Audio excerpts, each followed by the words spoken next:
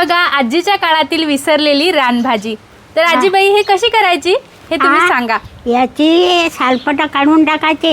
याची सालपट काढून टाकायचे हो, आणि याची भाजी करायची, मग अशी चिरून बारीक बारीक चिरून भाजी करायची। हो.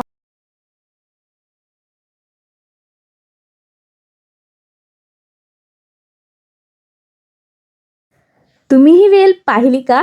का तुम्ही हिला तण समजून उपटून फेकता?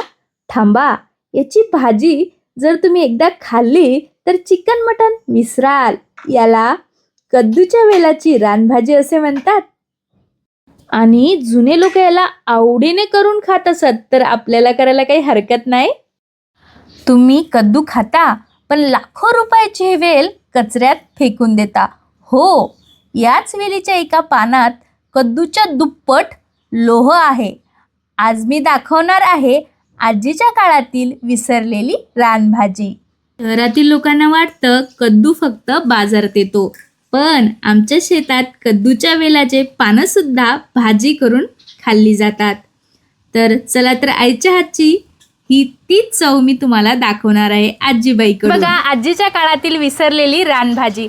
तर आजीबाई हे कशी करायची हे तुम्ही सांगा। याची सालपट काढून टाकायचे। याची सालपट काढून टाकायचे हो, आणि याची भाजी करायची, मग अशी चिरून बारीक बारीक चिरून भाजी करायची। हो. तर बघून घ्या, असे सालपट काढायचे आणि याला आजी मी करतो ते फक्त तू सांग। हो. तर आजी खूप म्हातारी चालली, त्याच्या ऐकून होत नाही, तर आजीकडून मी विचारून घेते आणि मी करून दाखवते। तर आजी ही कशी करायची? चिरून बारीक हा सालपट काढून टाकायचे, हा बारीक चिराची, हा ताव्यावर भाजी करायची। तव्यावर भाजी करायची हो, असं। तर चवीला कशी लागते? चांगली लागते। चांगली लागते, तुम्ही पहिले खायच्या। हो. तर हे बघा आजीच्या काळातील ही विसरलेली रानभाजी आहे। तर हा आहे कवड्याचा येल आहे, या कवड्याचा वेल आहे। तर बऱ्याच लोकांना माहित नाही याची भाजी करतात म्हणून। याचे कवडे कवडे शेंडे खुडून आणायचे, हा, त्याचे सालपट काढून टाकायचे आणि ताव्यावर भाजी करायची। कांदा आणि लसूण टाकून, नाही, कांदा, हा मिरची जराशी, हा मीठ। हा हा साधी साधी सोपी सोपी आणि चवदार लागणारी अशी आज मी भाजी करणार आहे आणि आजी आपली सांगणार आहे कशी झाली आहे म्हणून। चला तर मग। तर याच्या अशा रेषा निघतात, हे काढून घ्यायच्या अशा, हे बघा पूर्ण काढायच्या आणि नंतर मस्त बारीक चिरून घ्यायचं। तर आजीबाई पण मस्त मला काढू लागत आहे आणि याची चवदार अशी भाजी होते।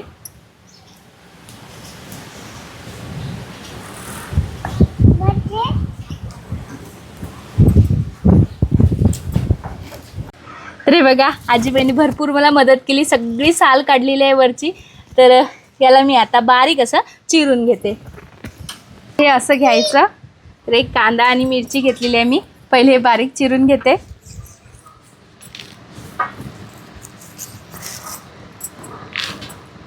मस्त बारीक चिरून घ्यायचं याला।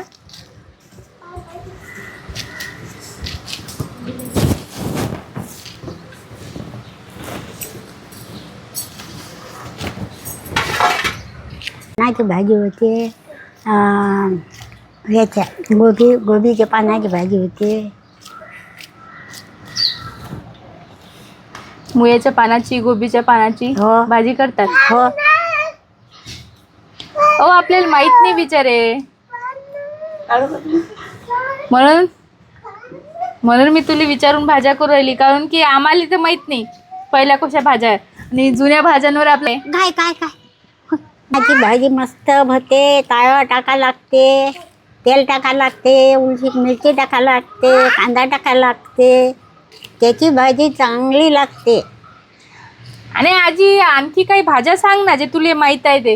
हो, कवळ्याच्या भाजी, गोबीच्या पानाची भाजी होते, गोबीच्या पानाची पण भाजी होते। मुळ्याच्या पानाची भाजी होते। तर आता एक कांदा कापून घेते।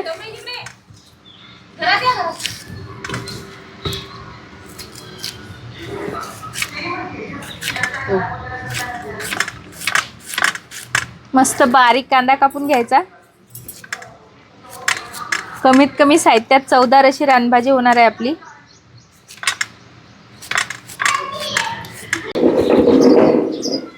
तर चूल आपली पेटलेली आहे. याच्यावर मी कढई मस्तपैकी आपली आजीबाईने सांगितलेली भाजी तयार होणार आहे. तुम्ही कोणीच खाल्ली नसेल पण खाऊन बघा, चवीला एकदम भन्नाट होते.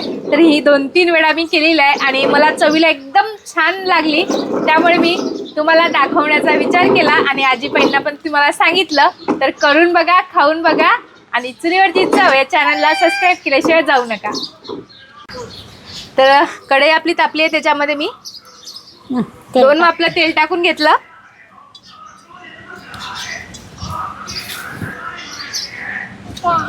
तर तेल चांगलं तापू द्यायचं.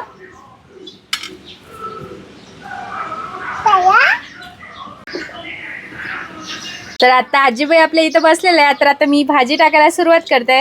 आपलं तेल पण तापलेलं आहे. तर आजीबाई काय टाकू मी? मिरची टाक, मिरची. मिरची टाकू. हो. तर आता मी मिरची टाकून घेते. हे बघा, पहिली मिरची टाकायची, मिरची व्यवस्थित होऊ द्यायची. आता कांदा टाकायचा. आता टाकते कांदा. तर हा आहे कांदा. तर आता कांदा टाकून घेते. व्यवस्थित होऊ द्यायचा लालसर. बघा किती सारी मंडळी इथं उभी आहे भाजी बघण्यासाठी आपली. तर या लहान मंडळीला पण आज मी भाजी खाऊ घालणार, कारण याच्यामध्ये लोहाचे प्रमाण खूप प्रमाणात आहे.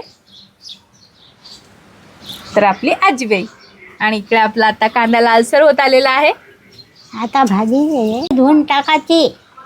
तर आता भाजी धुण्यासाठी मी याच्यात पाणी टाकून घेते. नंतर करकर पिऊन द्यायची. नंतर करकर पुन्हा. बरं, तर आता भाज्यामध्ये पाणी टाकून घेतलं. चांगले व्यवस्थित कचरं धुवायचे आणि पूर्ण पाणी त्याच्यातलं काढून टाकायचं.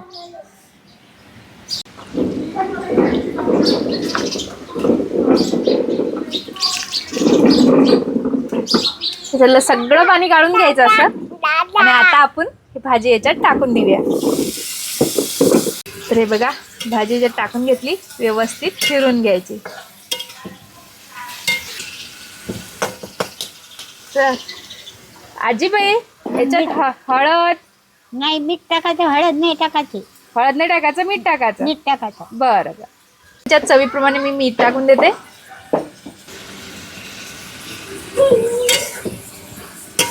तर हे बघा, मस्त चूल पेटलेलं आहे. चुलीचा धूर पण चालू आहे आणि त्याच्या वासामुळे भाजी एकदम चवदार होणार आहे. तर 5 मिनिट याच्यावर झाकण ठेवून द्यायचं आणि मस्त भाजी होऊ द्यायची. तर हे बघा, आपली भाजी शिजून तयार झालेली आहे. तर आता याला मी प्लेटीत काढून घेते. तर हे बघा,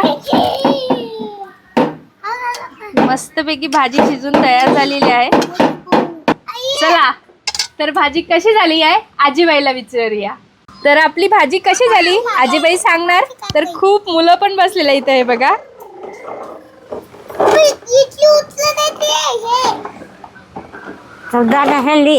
चवदार झाली. तर बघा, भाजी खूप मस्त झालेली आहे. तुम्हाला पाहायच्या असतील तर रानभाज्या खाऊन पहा तुम्ही, हो. चुलीवरल्या. तर आजी बरोबर बोलते. आजीनं सुरुवातीला रानभाज्या म्हणजे सगळ्या अशा शेतातल्याच रानभाज्या खाल्लेल्या आहे. त्यामुळे आजी आत्तापर्यंत टिकलेली आहे, बघू शकता. तर तुम्ही पण खा. आणि आजी, आपल्या चॅनलचं नाव काय? हा, आपल्या चॅनलचं नाव काय? चव चांगली लागते. हा, तर चॅनलचं पण नाव आहे आमच्या चुलीवरची चव. तर चुलीवरची चव या चॅनलला आजी केल्याशिवाय जाऊ नका. चला, तर भेटूया अशाच प्रकारच्या नवनवीन रेसिपीच्या व्हिडिओमध्ये. धन्यवाद.